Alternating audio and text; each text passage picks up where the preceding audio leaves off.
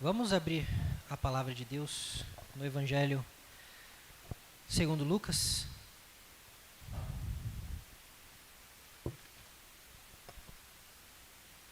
Capítulo 10.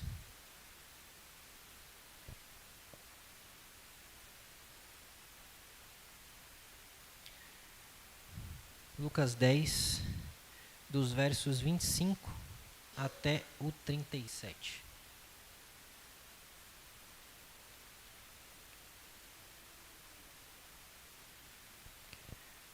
Lucas 10, do 25 ao 37.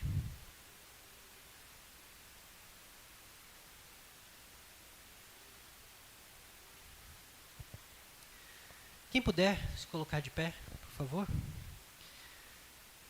Vamos ler o que diz a palavra de Deus.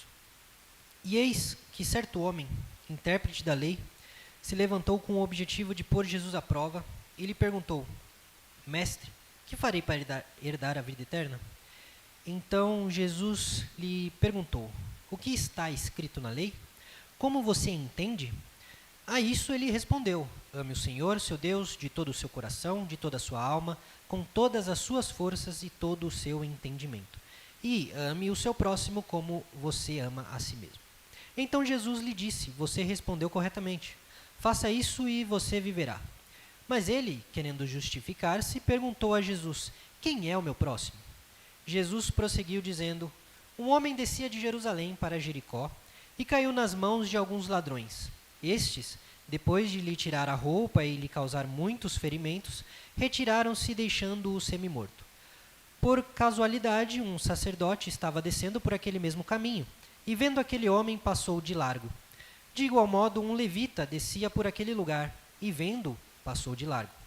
Certo samaritano, que seguiu seu caminho, passou perto do homem, e, vendo-o, compadeceu-se dele, e aproximando-se, fez curativos nos ferimentos dele, aplicando-lhe óleo e vinho.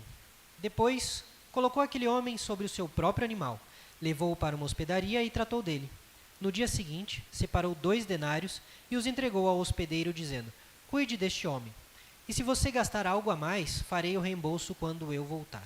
Então Jesus perguntou: Qual destes 3 lhe parece ter sido próximo do homem que caiu nas mãos dos ladrões? O intérprete da lei respondeu: O que usou de misericórdia para com ele. Então Jesus lhe disse: Vá e faça o mesmo. Vamos orar mais uma vez. Senhor nosso Deus, mais uma vez, Pai, diante da Tua presença, nós Te suplicamos, Senhor, fala aos nossos corações, Deus.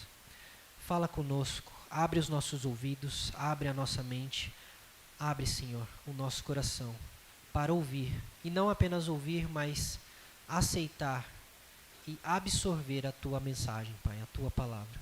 Que ela venha gerar frutos, que ela venha nos transformar, que ela venha nos deixar cada vez mais parecido com o Teu Filho Jesus Cristo. Que o Teu Espírito Santo nos ilumine, que o Teu Espírito Santo nos encha, que o Teu Espírito Santo esteja nos capacitando, Senhor. Quer a mim que irei expor, quer aos nossos irmãos que irão ouvir, Senhor. Em tudo Te suplicamos, Deus, ajuda-nos, fica conosco, perdoa os nossos pecados, em nome de Jesus. Amém. Os irmãos podem se assentar?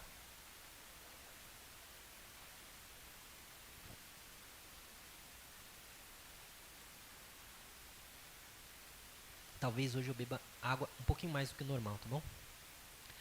Bom, no século XVI, havia um jovem brilhante, mas um jovem brilhante desesperado. E ele estava desesperado para responder a exata mesma pergunta que este trecho se preocupa em responder. A mesma pergunta que Jesus se preocupa em responder. Ele queria saber o que ele faria para herdar a vida eterna. Como ele seria salvo. O nome desse jovem, nós falamos dele pelo menos uma vez por ano, era Martinho Lutero. Após uma promessa feita durante uma tempestade, em que ele achou que iria morrer, mas não morreu, Lutero ele abandonou uma carreira promissora como advogado. Ele cursava direito. E assim como nos dias de hoje, mas mais ainda naquela época, essa era uma carreira muito requisitada, de muito prestígio. E ele abandonou tudo isso. Ele foi viver em um convento. E ele estava determinado a cumprir a lei de Deus. Ele estava de todas as formas determinado a conquistar ou a ser digno da salvação. Ele chegava a jejuar por dias seguidos, ele chegava a dormir no chão de pedra, sem cobertores durante o inverno, tudo para que a sua carne fosse mortificada. Dizem não sei se lendas, se boatos, mas dizem que ele passava horas no confessionário, a ponto do padre que o ouvia reclamar com ele, dizendo para que ele arrumasse algum pecado de verdade antes dele vir se confessar, né? Mas o que Lutero conseguiu com toda essa sua religiosidade? A religião de Lutero, a fé de Lutero, por mais intensa e sincera que fosse, por estar no lugar errado, ela só o fez estar cada vez mais exausto, cada vez mais aterrorizado e espiritualmente cada vez mais morto. Lutero descobriu da pior forma possível que tentar alcançar os céus pelos próprios esforços, pelos próprios méritos, é uma carga pesada demais, que nenhum ser humano pode carregar. E quantos de nós não vivemos com esse mesmo peso? Quanto de nós não coloca sobre si a carga de conquistar a salvação? Nós nos esforçamos para ser pessoas boas, isso é bom. Nós nos esforçamos para frequentar a igreja, nós nos esforçamos para cumprir minimamente os 10 mandamentos, mas para quê? Por quê? Será que é só para conquistar um pedacinho no céu? Será que nós não somos dos que dão dinheiro para comprar o céu, mas queremos dar o nosso trabalho para conquistar o céu? A mensagem de hoje é justamente Jesus respondendo essa pergunta. Como nós podemos experimentar o resgate que vem do Senhor?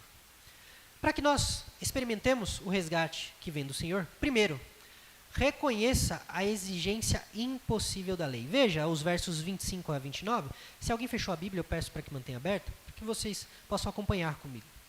Nos versos 25 a 29, nós vemos uma parábola que nasceu de uma pergunta. E essa pergunta foi de um mestre da lei que tentou encurralar Jesus. Assim como todos os outros mestres da lei, ele queria fazer com que Jesus falasse algo errado. Dissesse algo que fosse caracterizado como heresia, ou que ele minimamente tirasse ensinos que não fossem tão ortodoxos assim. Mas eu quero que os irmãos notem numa expressãozinha, quando ele faz a pergunta.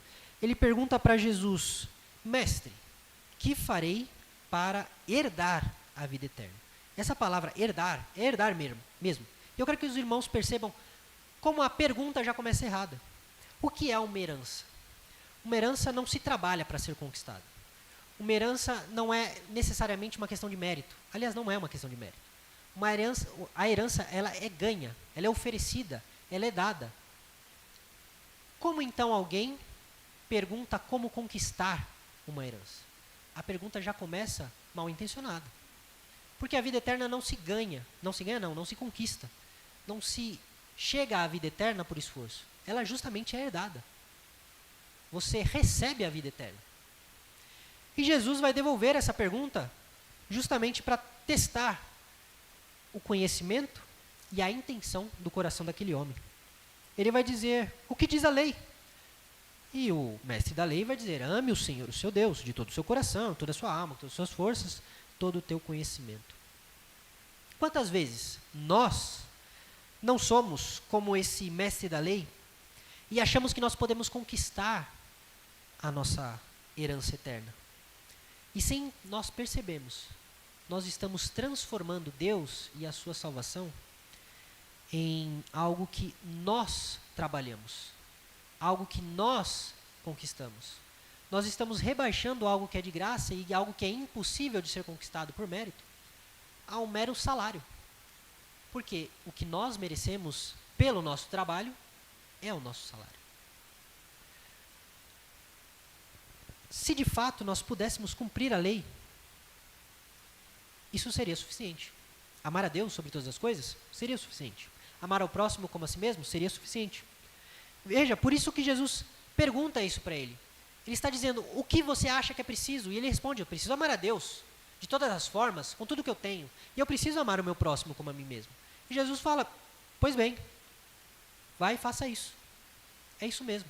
Porque se nós amássemos a Deus de todo o nosso coração, com todo o nosso entendimento, com todas as nossas forças, nós não pecaríamos contra Deus. Se nós amássemos de verdade o nosso próximo, como a nós mesmos, nós não pecaríamos contra o próximo.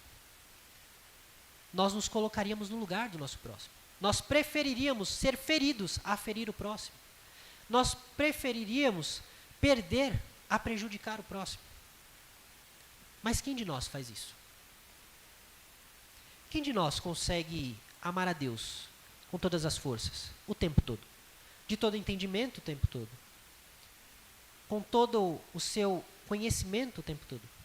Quem é que consegue amar todos os próximos a todo momento, como ama a si mesmo? E aí eu pergunto, quando foi a última vez que você desejou a Deus mais do que tudo na sua vida? Quando foi que você desejou a Deus, ouvir a palavra de Deus, cantar a Deus, louvar a Deus, estar com a igreja do Senhor, mais do que estar em casa, num dia frio como esse? Hoje não tanto quanto ontem. Mas quando foi a última vez que nós preferimos ouvir Deus falar? A estarmos no conforto dos nossos lares, a permanecer debaixo das cobertas, assistindo a nossa série, ou vendo o jogo do nosso time. Quando foi a última vez que nós amamos mais a Deus do que a pessoa que nós mais amamos nessa vida? Pode ser o seu cônjuge, pode ser os seus pais, podem ser os seus irmãos. Quando foi a última vez que o nosso amor por essas pessoas foi menor do que o amor por Deus? E a gente descobre, quando isso aconteceu, quando a nossa prioridade foi Deus. Quando nós, entre escolhermos o ente amado ou a coisa amada, nós escolhemos Deus. Aí nós amamos a Deus mais do que aquilo. Mas toda vez que nós escolhemos a pessoa amada ou a coisa amada, ao invés de escolher tempo com Deus, nós amamos menos a Deus do que aquilo. Então, o padrão apresentado pela lei, ele é apresentado num rigor altíssimo, para que não reste dúvidas de que nenhum de nós pode cumprir. Nenhum de nós pode chegar aonde Deus exige que nós cheguemos. É uma corrida que nós não podemos vencer. Nós não temos como agradar a Deus da forma que Ele merece e da forma que Ele exige ser agradado. Não à toa Jesus disse, faça isso e viverá. Se você amar a Deus dessa forma aqui, e amar o seu próximo dessa forma aqui, você vai viver, você vai ter a vida eterna. Mas Ele não é capaz de fazer isso. E a prova de que Ele não é capaz de fazer isso é a pergunta seguinte, mas a gente já chega lá. Quando a lei exige amar a Deus com todo o coração, ela está dizendo que Deus deve ser a sua confiança, mesmo diante de todas as outras confianças que você possa ter. Mesmo diante do seu salário, diante das suas precauções, dos seus planos, Deus deve ser a sua maior confiança. Porque o comportamento religioso, ele é bom, ele nos ensina a como agir com respeito, com solenidade diante de Deus. Mas é só isso. O comportamento religioso por si só, ele não salva ninguém. Quando Jesus confirma o padrão da lei, nós vemos que o homem pergunta, ele faz uma nova pergunta. Quem é o meu próximo? Tá, eu tenho que amar o meu próximo, mas quem é o meu próximo? Por que ele faz essa pergunta? Porque se ele souber quem é o próximo, talvez ele possa fazer uma lista. Ah, esses aqui eu tenho que amar, mas aqueles ali não. Talvez se Jesus falar que o meu próximo são os meus irmãos judeus, então está tudo certo. Talvez se Jesus falar que os meus próximos são os meus irmãos da Igreja Presbiteriana de Cesário Lange, talvez esteja mais fácil. Agora eu não tenho que amar quem não é daqui. Talvez se Jesus falar que o meu próximo são os meus familiares, tudo bem. Se a lista for pequena, aí é mais fácil de cumprir. Se a lista for pequena, eu dou conta. Esse é o pensamento daquele homem. Só que para experimentar o resgate, o verdadeiro resgate do Senhor, além de reconhecer que a lei ela é inatingível, que você não pode atingir a lei, você precisa admitir a falência da sua própria religião humana. E aqui eu não estou falando da religião que Deus instituiu, mas da religião meramente humana. Veja os versos 30 a 32. Jesus começa a contar, então, uma parábola de um homem que foi assaltado. E não só esse homem foi assaltado, mas ele foi espancado. Espancado a ponto de estar como semi-morto. A linguagem de semi-morto é como se ele estivesse numa situação tão ruim, mas tão ruim, que quem o visse acharia que ele estava morto. Ele ainda respirava, mas quem o visse e não chegasse perto para conferir, provavelmente acharia que ele estava morto. E nós vemos que esse homem está descendo de Jerusalém até Jericó. Provavelmente, não sabemos, seria um próprio judeu, alguém vindo do templo. E imaginem vocês, irmãos, alguém espancado, alguém que acabou de ser assaltado, teve todos os seus bens confiscados, está no meio de uma estrada perigosíssima. Esse judeu, então, percebe que um sacerdote está descendo. Imagine se você, então, membro, frequentador da igreja presbiteriana de Cesário Lange, você acabou de ser assaltado e deixado semi-morto na estrada rumo a... Qual é a estrada que o senhor sempre fala, pastor? Torninos. De noite, 2h da manhã, tudo escuro, baixa iluminação. E do nada você vê o pastor da igreja chegando perto. Qual é a sua primeira reação? É o pastor da igreja. Ele provavelmente me conhece, eu sempre o via quando ia lá oferecer culto ao Senhor. Ele vai me ajudar, ele vai me socorrer, ele é um homem santo, piedoso. E o que acontece quando esse homem se aproxima daquele ferido?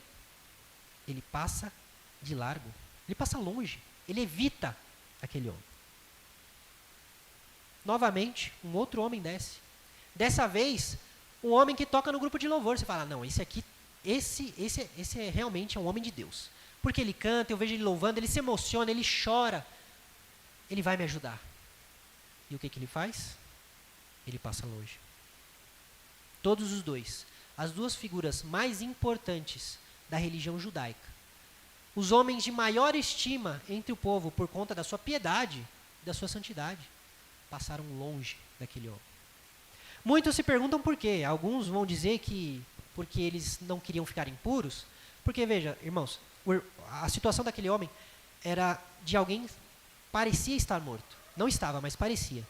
E se um sacerdote, um levita que servisse no templo, tocasse alguém que estivesse morto, e ele não saberia se estaria morto até chegar perto, essa pessoa ficaria impura. E estando impura, ela não poderia servir a Deus no templo por pelo menos 7 dias, até que ela fosse purificada novamente.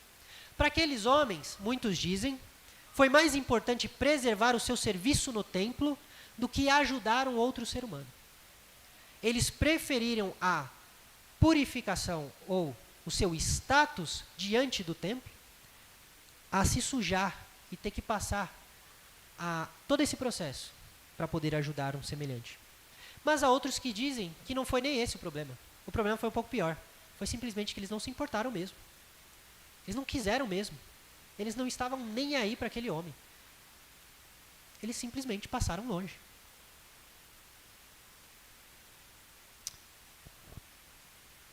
Eles usaram, e esse é o ponto de Jesus. Esses dois homens estavam usando a própria religião, e por isso que eu disse a religião humana, e não a religião que Deus institui. Eles estavam usando a própria religião como desculpa para não amar aquele homem, para não ajudar aquele homem, para não se compadecer daquele homem. Eles preferiram manter as mãos limpas ao ter que se sujar as suas vestes sacerdotais, ao ter que, de alguma forma, ajudar aquele homem e correr o risco de não poder servir no templo por 7 dias. Esse é o problema da religião sem graça. Esse é o problema da espiritualidade sem graça. Aquela espiritualidade que está preocupada apenas com pode, não pode, com faço ou não faço, com estar impecavelmente santo. E essa é uma preocupação boa, mas essa fé está preocupada apenas com isso. Ela não se preocupa com o próximo. Ela não demonstra graça ao próximo. São pessoas frias, são pessoas que estão preocupadas com o seu relacionamento com Deus, e olhe lá. Se o mundo se explodir para ela, está tudo bem, desde que ela permaneça inabalável diante de Deus. Quantas vezes você não agiu como esse sacerdote ou esse levita?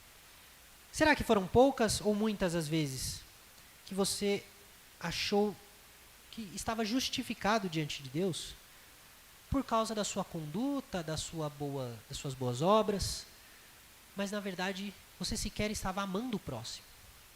Você sequer estava se preocupando com o próximo. Porque, de repente, o próximo era insignificante. Era alguém que não valia a pena.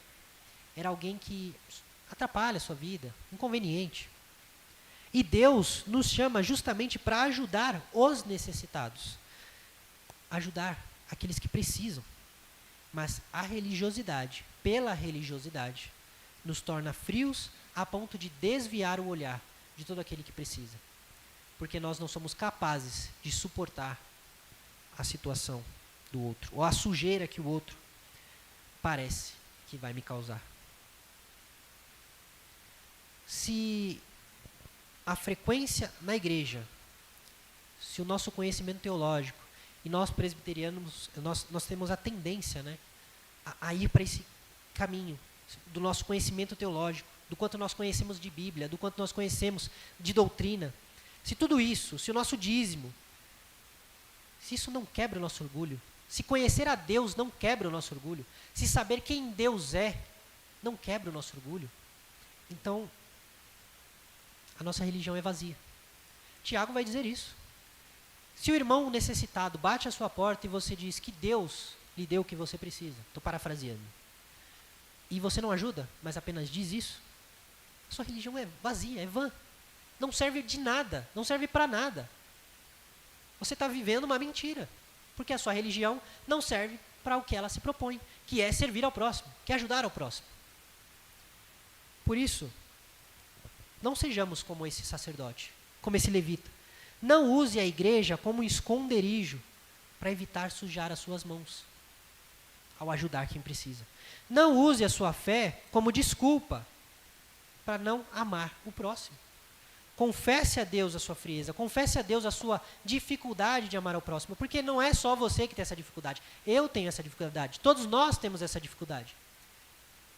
Confesse a Deus isso, entregue a Deus isso, admita que você não é capaz de amar o próximo, não todos os próximos.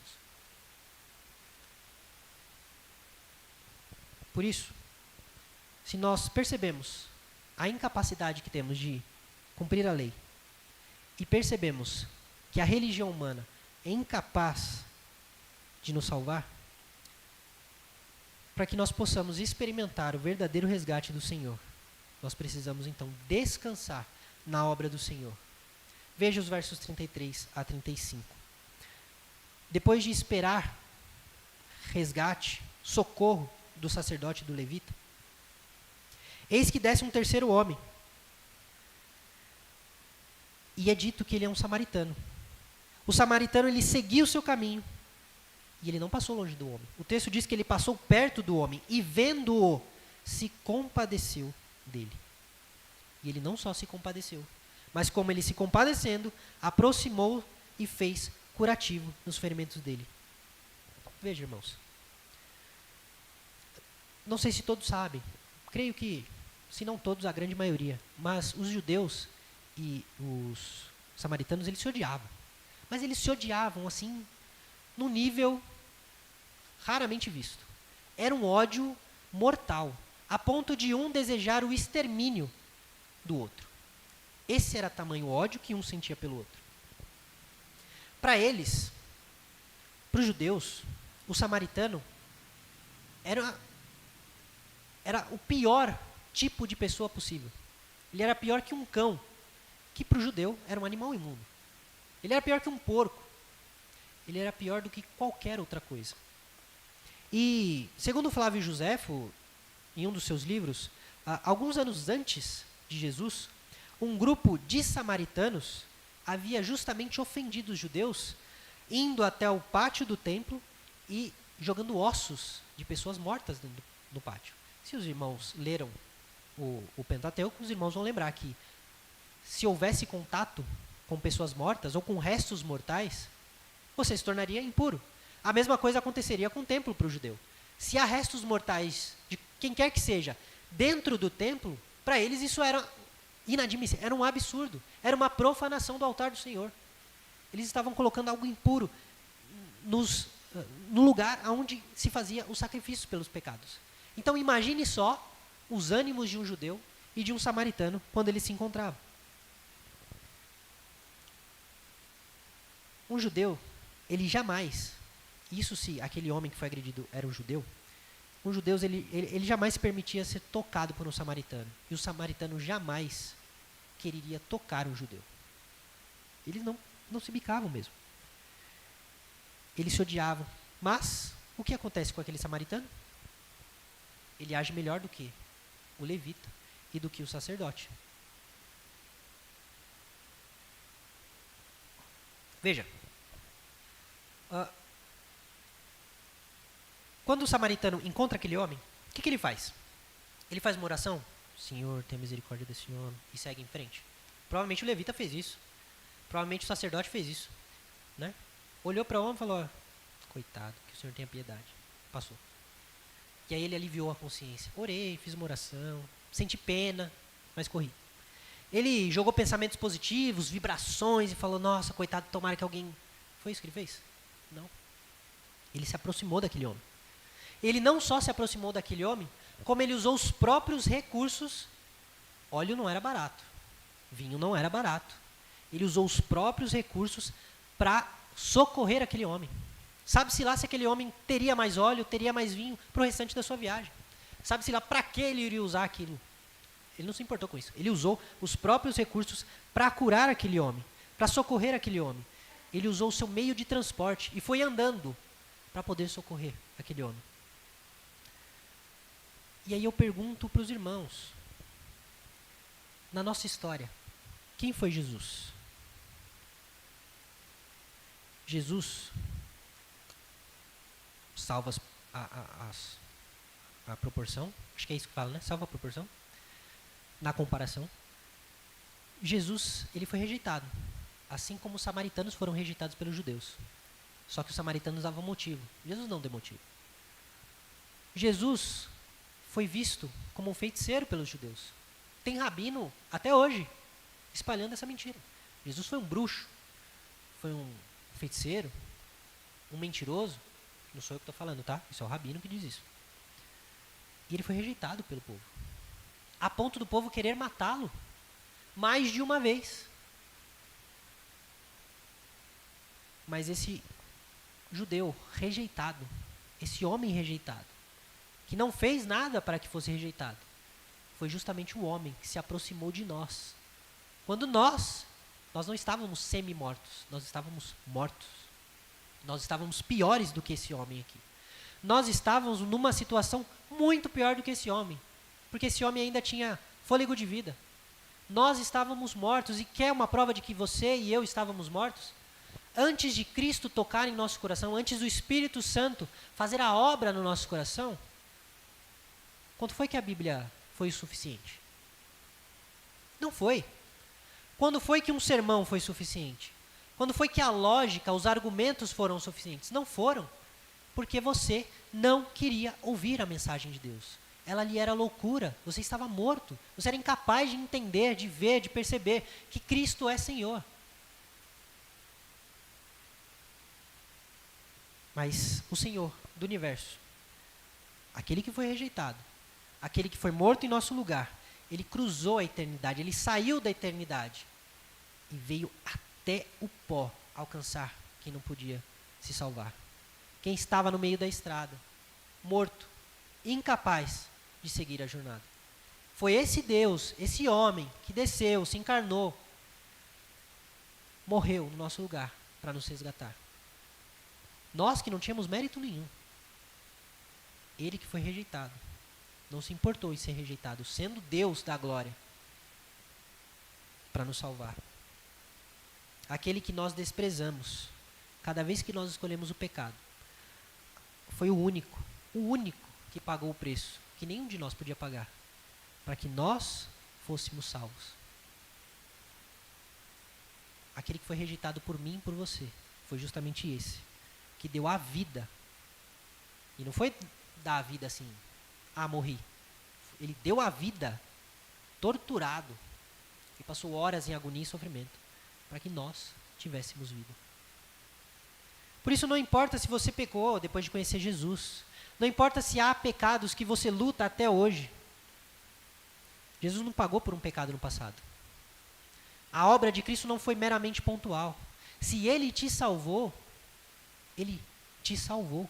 Ele perdoou todos os seus pecados. Isso não significa que nós pecamos de consciência limpa, mas significa que toda vez que nós pecarmos, nós podemos nos chegar a Cristo, confiantes de que Ele ouve o nosso arrependimento, porque Ele já nos perdoou.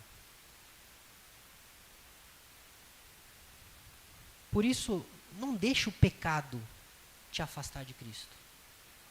Não deixe o pecado criar barreira entre você e Cristo.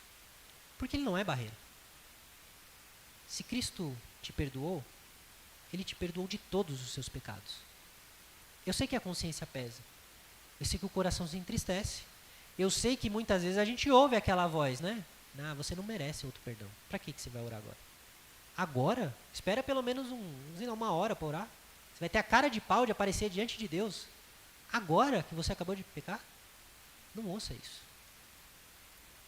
Porque o Deus a quem você desprezou quando pecou é o mesmo Deus que está disposto a perdoar a sua transgressão, se você de fato se arrepender e buscar nele o perdão. Foi esse mesmo Deus que disse para os seus apóstolos, não se referindo apenas a eles, mas a todos nós, que as portas do inferno não prevaleceriam. As portas do inferno não são capazes de nos separar do amor de Deus. Lembra-se do nosso estudo em Romanos? Será anjos, será potestade, será principados, será altura, profundidade, morte? Será que tem alguma coisa capaz de separar os filhos de Deus do amor de Deus? Paulo vai dizer não. Não há nada capaz de nos separar do amor de Cristo Jesus. Nada. Por isso, não tente ser separado do amor de Cristo. Não ache que seu pecado pode fazer isso. Se arrependa diante de Deus. Peça perdão diante de Deus. E creia que Ele te perdoou. Você não precisa se sentir perdoado. Nosso maior erro é esse, né? Eu não estou me sentindo perdoado ainda. Não é você quem decide se o seu perdão é real ou não. É Deus. Você precisa confiar. Confiar é isso. O que te resta é confiar. Confie que Deus perdoa os seus pecados. Amar o próximo, que é a atitude que esse samaritano teve, não é simplesmente enviar um emoji de coração no WhatsApp e dizer, tá tudo bem, estou aqui se precisar. E aí quando precisa, a pessoa vê que não está tanto assim. Não é simplesmente dar 3 tapinhas nas costas e falar, oi, como vai você? Amar custa caro. Eu sei porque eu não consigo amar direito. Nem todo mundo e nem sempre. Amar custa caro. E que luta é amar? A gente já não consegue amar do jeito que deveria os nossos mais próximos de nós. Quem são mais próximos de nós. É difícil. Muitas vezes é difícil. Assim como é difícil para eles nos amar. Mas, apesar de custar caro, apesar de ser difícil, nós somos chamados a fazer isso. A amar. Primeiramente a Deus. De todo o nosso coração, com toda a nossa força, de todo o nosso conhecimento, nosso entendimento, com tudo que nós somos, mas também ao nosso próximo, como amamos nós mesmos. Amar ao próximo é abrir mão do seu dinheiro para ajudar algum irmão que está em necessidade. Amar ao próximo é gastar o seu tempo, que às vezes é tão escasso, para estar com alguém que precisa da sua ajuda. Às vezes ela só precisa te ouvir. Às vezes ela só precisa da sua companhia. E às vezes a gente não tem tempo nem para isso. Mas amar é isso. É abrir mão do conforto para estar junto com quem precisa. E é difícil isso, irmãos. É muito difícil. Às vezes é suportar com paciência um irmão que é difícil, um irmão que é inconveniente. O irmão, sabe aquele irmão que só fala abobrinha? Você fala, ih, esse aí de novo. É difícil. Mas é preciso. A compaixão que Jesus exige não é só um sentimento bonito, é uma ação. Ela envolve agir, fazer e acontecer. O amor envolve não apenas sentir, mas o envolve fazer também.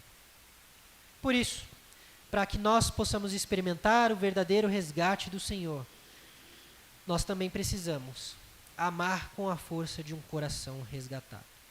Veja os versos 36 a 37. Jesus pergunta novamente para aquele homem: qual destes 3 lhe parece ter sido o próximo do homem que caiu nas mãos dos ladrões?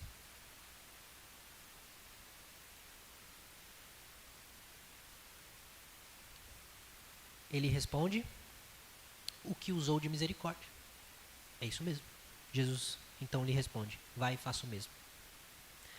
Tendo recebido a misericórdia de Cristo, como eu disse, somos chamados a estender essa mesma misericórdia de forma prática aos feridos ao nosso redor, aos necessitados, de toda forma. Agora, note que Jesus não está mais respondendo o que deve ser feito para herdar a vida eterna.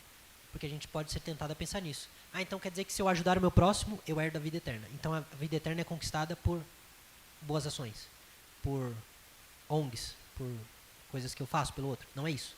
Jesus já respondeu essa pergunta. A pergunta para como herdar a vida eterna é o quê? Amar a Deus sobre todas as coisas e o próximo como a si mesmo. Conseguimos? Não. Então como é que eu herdo a vida eterna? Preciso de graça. Ele já respondeu essa pergunta. Agora ele está respondendo o quê? Quem é o meu próximo? É isso que ele está dizendo. Então, não cabe a nós perguntar quem é o nosso próximo. A lição é essa. Não interessa quem é o seu próximo. Interessa que você seja o próximo de quem quer que precise de você. Jesus está chamando esse homem a ser o próximo e não a esperar o próximo e ver no outro próximo. E agora, olhe mais uma vez a resposta do mestre da lei. Quem é o próximo? Ele responde o quê? Aquele que usou de misericórdia. Vocês conseguem perceber que ele é incapaz de dizer o samaritano?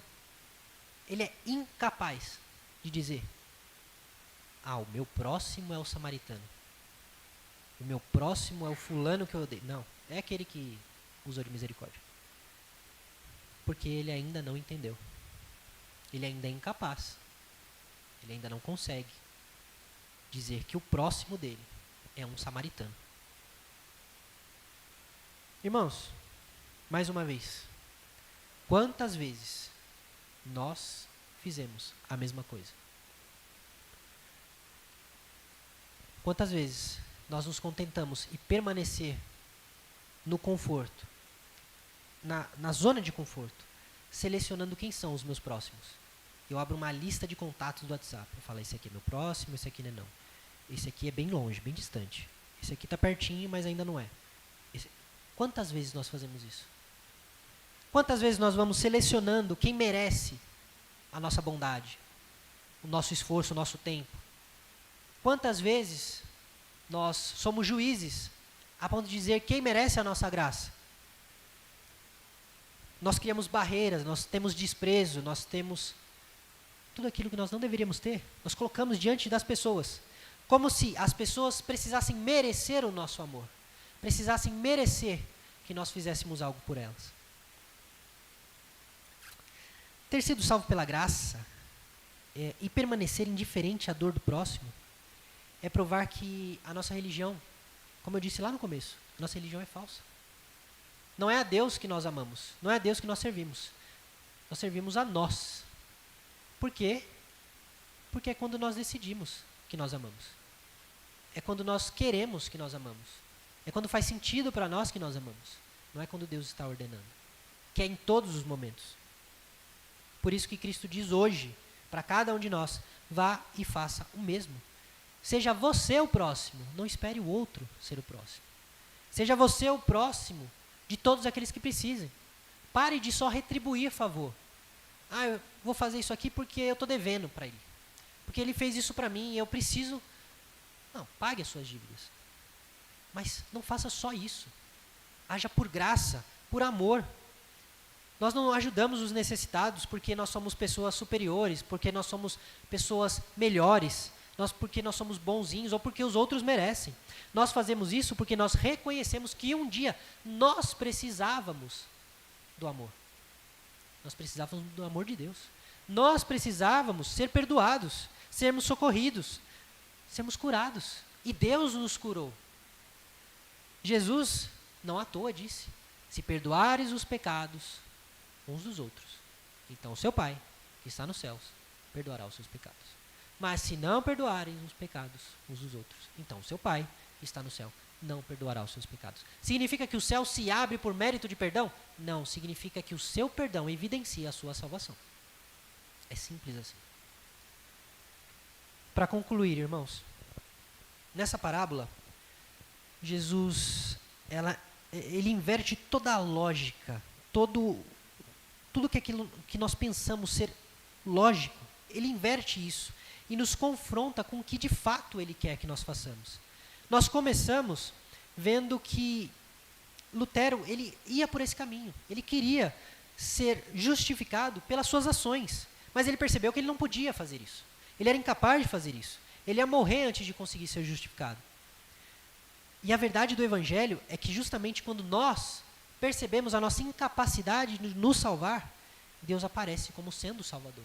Na figura do seu Filho Jesus Cristo, nós temos o Deus Filho ali como nosso Salvador, aquele que pode mudar a nossa situação, aquele que pode de fato mudar a nossa situação diante de Deus, nos resgatar diante de Deus.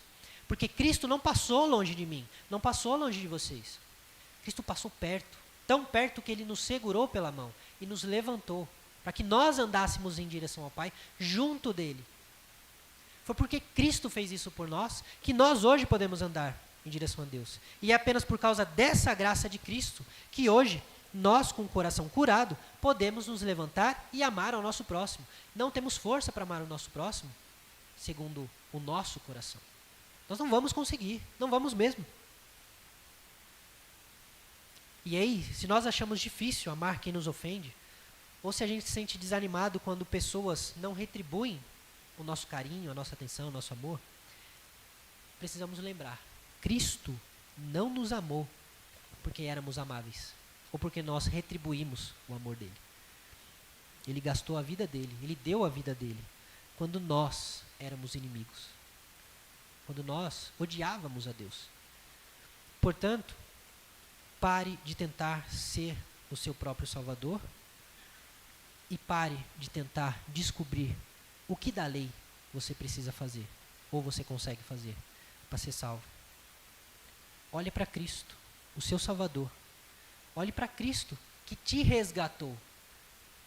E seja você um pequeno Cristo, um cristão de fato, imitador de Cristo, que faz aquilo que ele fez. Ainda que de forma pequena, ainda que de forma imperfeita, seja você alguém que replica o comportamento de Cristo e que perdoa, e que ama, e que cura ou se importa em curar, em oferecer ajuda àqueles que estão feridos. Suje as suas mãos, não use a religião como desculpa para evitar isso. Suje a sua mão, porque você não pode alcançar os céus pelas suas forças, mas o céu pode descer até você e te alcançar, para que você possa então viver uma vida de um salvo verdadeiro diante de Cristo. Amém.